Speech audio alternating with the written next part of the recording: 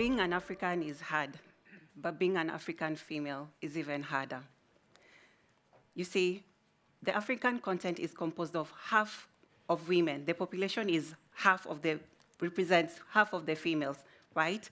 Yet we are constantly surprised by the cycles of poverty that are passed down from one generation to the next due to social economic hurdles as well as gender-based discrimination.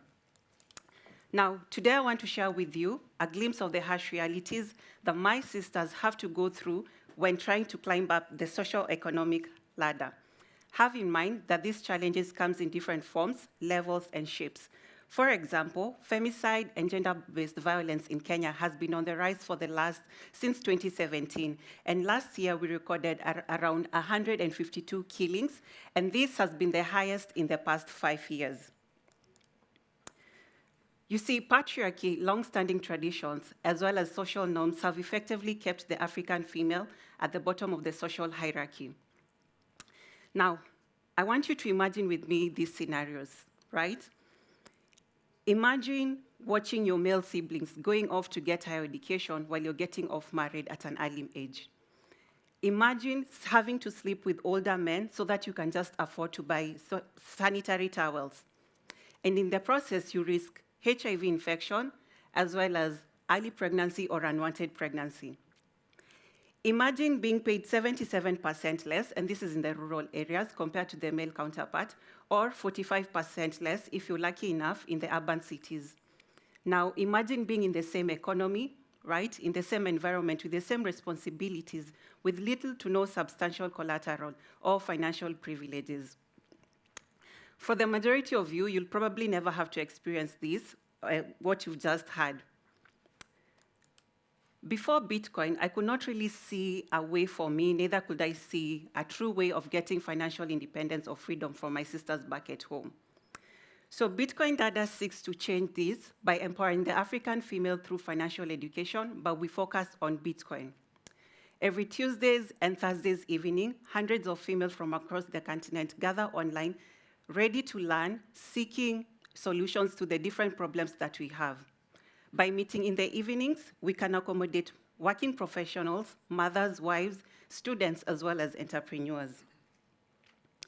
Bitcoin, you see, for us, is not necessarily just a digital currency or a store of value. Bitcoin represents freedom, it represents equity, and also represents a way to actually get rid of the shackles that have been holding us back for years and years. Now, over the past 2 years since inception, we've seen a tremendous growth from just having 20 females in our small WhatsApp community to having about 500 females from across the continent. And of course, like with every growth, there comes challenges. And there are several challenges that we've actually pointed out and identified. Job opportunities or employment opportunities is one of the biggest challenges that we have in Africa. So through our mentorship program, we try to mentor these ladies, at the end of it all, match talent and skills to different tech companies in this space. The other thing would be mental health awareness or mental health conversation. This is a relatively new concept in Africa, and through partnering with professional therapists, we've been able to actually help these women, not just financially, but their overall well-being. Lastly, property rights or wealth generation or accumulation is something that we struggle with when it comes to involving the African woman. I don't know if you know this, but in Africa, females are not allowed to inherit property. So by offering them a plan B, pun intended by the way, so by offering them a plan B, we not only secure the lives of individuals, but also of generations to come. These positive impacts overall trickle down to not just societies, but economies as a whole. I want to share with you stories that are close to my heart because what I've just shared is general, what we've been doing general. And I'd like to start with our younger sisters from Kibera. Kibera is one of the biggest urban slums in Africa. And through our charity program where Bitcoiners donate to us, we actually get to keep these young ladies in school by providing hygiene products as well as educational material. So we have sort of lessened the number of dropouts because they did not have certain essentials. Meet Sharon, a very brilliant and young, bright lady who joined our program when she was unsure of leveraging her skill set. So through our mentorship program, Sharon got to get guidance and confidence and ultimately finding employment with Bitrust. And I can see one of her employers here. So Sharon earns in Bitcoin and she's now thriving in her career. Fatima, a pseudonym for, of course, privacy, has been in an abusive relationship for the last 6 years. Fatima, through our counseling sessions, has been able to rediscover herself, move out of the toxic environment. She's now started a small business and is on to her healing journey. Last but not least, we have Mother Hen. Mother Hen, as fondly known in the community, joined our program when she lost a potential business from another country. Sarah, which is her name by the way, Sarah has since been able to implement the knowledge that she has learned from Bitcoin Dada, not only expanding her business in Kenya, but also in Uganda as well. Sarah has been able, through this, she's been able to create employment opportunities for others, and she now accepts Bitcoin as a mode of payment.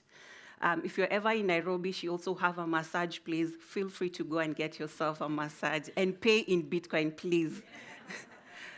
She's a true testament to what education and support would look like. And I have to say, we would not be here if not for the support of Bitcoiners. And a special shout out to HRF, Alex Gladstein and his team. Also a special shout out to Kogatso of Machankura, who's been with us from day one. Now, I know you've been wondering, you're like, okay, so how can I be part of this conversation? How can I be part of this journey? Is there anyone who feels like they want to be part of Bitcoin Dada? Just by a show of hands. Oh, thank you, thank you. So also my girls are watching, my dadas are watching, so shout out to my girls, yay. So if you want to be part of our journey, there are 3 ways you can do this through your treasure, your time, and your talent as well. Feel free to volunteer your time with us. Frank always does that. He runs our Writers Club mentorship program. So you can, whatever skill set that you have, you can come, help the ladies learn a new skill and get employment later on. The other thing is you can advocate, create awareness of what we have been doing. You can follow us on our social media handles, which is BTC _Dada across all social media handles. Last but not least, feel free to donate to Bitcoin Dada by either visiting our website, which is btcdada.com, or scan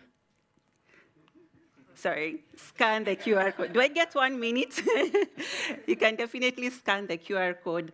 And by doing this, you'll be helping us making this vision a reality.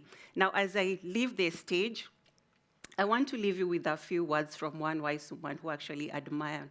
And it says, I am not free while any woman is unfree, even when her shackles are very different from my own. And because we are all genders here, I want to give it a twist and say, I am not free while any human is unfree, even when their shackles are very different from my own. Just because you're not experiencing the same challenges doesn't mean that you're truly free. We can only claim freedom as a humanity when each and every one of us is truly free and in peace, right? And for my African sisters who are probably watching this, I might still be learning, but I'm definitely taking you with me. And to you who've been listening to me, thank you so much. Let's walk this path together. Your contribution, your support, and your voice can make this a reality. Thank you.